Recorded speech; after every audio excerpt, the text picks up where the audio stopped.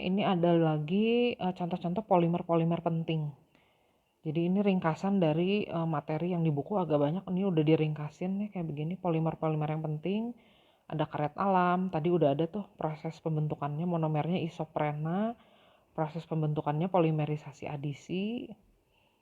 Nah ini termasuk polimer alam karena diambil dari pohon karet atau Hevea brasiliensis. Nah getahnya biasanya disebutnya latex. Latex itu adalah koloid, karet dalam air. Kalau masih ingat koloid. Nah karet ini biasanya dikoagulasikan menggunakan asam format HCOOH. Nah ini sifatnya dia bersifat elastis, kemudian lunak dan lengket dalam keadaan panas.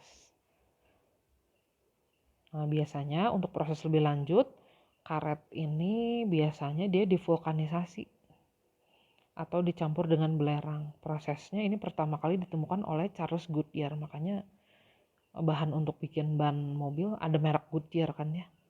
Nah dia memproses karet alam dengan vulkanisasi. Yang kedua ini karet sintesis. Jadi karena karet alam itu kan jumlahnya pasti terbatas ya, di alam stoknya terbatas. Akhirnya ada yang buatan. Nah ini kalau buatan dia berasal dari polybutadiena. Jadi dari butadiena. Biasanya ini agak kurang kuat dan ini nggak terlalu bagus untuk dijadikan bahan ban. Terus ada juga contoh yang berikutnya polikloroprena atau neopren. Nah ini biasanya tahan terhadap minyak dan bensin, jadi dia tidak rusak. Makanya bisa dibuat untuk selang oli. Berikutnya SBR, pasti sering dengar stiren butadiene rubber. Nah ini berarti dia terdiri dari stiren, stirena, dan butadiena. Dia adalah suatu copolimer. Jadi monomernya beda-beda. Monomernya dua macam. Dia campuran stirena 25% dan butadiena 75%.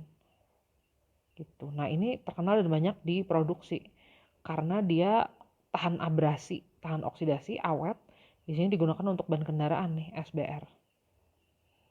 Kemudian ada HDPE, ini high density polyethylene. Dia adalah variasi dari polyethylene atau PE. Nah ini biasanya plastik yang dipakai untuk membuat botol deterjen, botol plastik,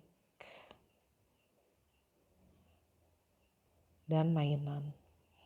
Kemudian ada juga LDPE, ini low density polyethylene. Ini biasanya titik didihnya lebih rendah. Nah dia biasanya digunakan untuk bikin plastik lembaran, plastik yang lebih tipis lagi, kantong plastik dan pembungkus kabel. Nah kalau Teflon ini udah dibahas nih, polimerisasinya adisi, buatan, monomernya ini tetrafluoroetena. Nah ini biasanya digunakan sebagai bahan anti lengket. Nah salah satunya untuk di alat masak biasanya. Kemudian PVC ini juga udah dibahas, polimerisasinya adisi, monomernya polivinil klorida. Nah ini paling banyak diproduksi katanya selain plastik PE, polyethylene. Nah biasanya digunakan untuk pipa, pelapis lantai, dan selang. Terus polistirena, nah ini yang untuk membuat styrofoam tadi. Untuk membuat ini biasanya cool box untuk mengemas makanan. Kemudian asam akrilat. Nah ini bahan dasar plexiglass. Plexiglass ini kaca yang tahan tekanan dan tahan pecah. Biasanya dia kuat banget. Asam akrilat ini nama lainnya asam 2-propenoat.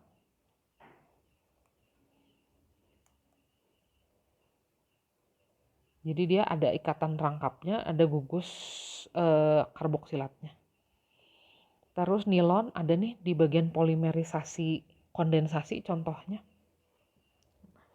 Namanya 66 karena monomer-monomernya mengandung 6 atom karbon ya. Tadi ada asam adipat dengan 1,6 diaminoheksana. Nah, karena seluruh polimer yang tadi kita bicarakan ini biasanya umumnya adalah senyawa karbon, senyawa hidrokarbon, mengandung hidrogen dan karbon. Nah, biasanya nanti masalah yang ditimbulkan karena banyak digunakannya polimer adalah nanti bekasnya dikemanain. Nah, bekasnya atau yang sudah tidak terpakainya biasanya akan menjadi limbah. Dan paling banyak limbahnya limbah plastik. Nah, limbah plastik ini kan tidak bisa didaur ulang ya. Nah, sekarang udah rame banget tuh, udah dikurangi penggunaan plastik karena mencemari lingkungan.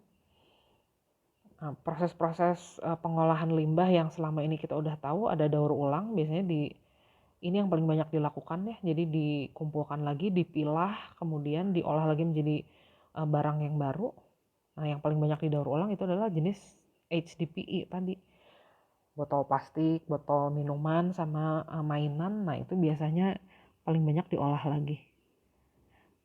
Makanya mungkin lebih aman kita menggunakan plastik yang seperti ini ya, karena masih bisa didaur ulang atau dipilah lagi. Nah, cara yang kedua ini yang cara paling shortcut, sebenarnya paling cepat digunakan. Jadi sampah dibakar aja pada suhu tinggi. Nah, biasanya proses ini bisa dimanfaatkan kalornya. Cuman masalahnya kalau pembakaran pasti ada gas yang dilepas ke udara. Nah, itu gas yang dilepas ke udaranya itu biasanya mencemari lingkungan. Walaupun proses pembakarannya reaksi pembakaran sempurna, tetap ada CO2 yang dilepas. Nah, kebanyakan CO2 di udara itu kan ada efek rumah kacanya juga ya. Nah, sekarang penelitian-penelitian banyak berusaha mengembalikan CO2 itu atau karbon itu, oksidanya itu supaya tidak terlalu banyak di udara, tapi tetap ada di dalam tanah. Karena kalau ada di dalam tanah dia berguna tuh untuk tanaman. Nah, kemudian yang ketiga yang membuat plastik biodegradable dan photodegradable. Biodegradable berarti bisa terurai dengan sendirinya di alam, bisa dengan organisme, bakteri. Kalau yang photodegradable ini berarti terurai dengan sinar matahari. Nah, ini biasanya jadinya lebih mahal ya, karena bahan dasarnya tepung biasanya. Oke, cukup sampai di sini.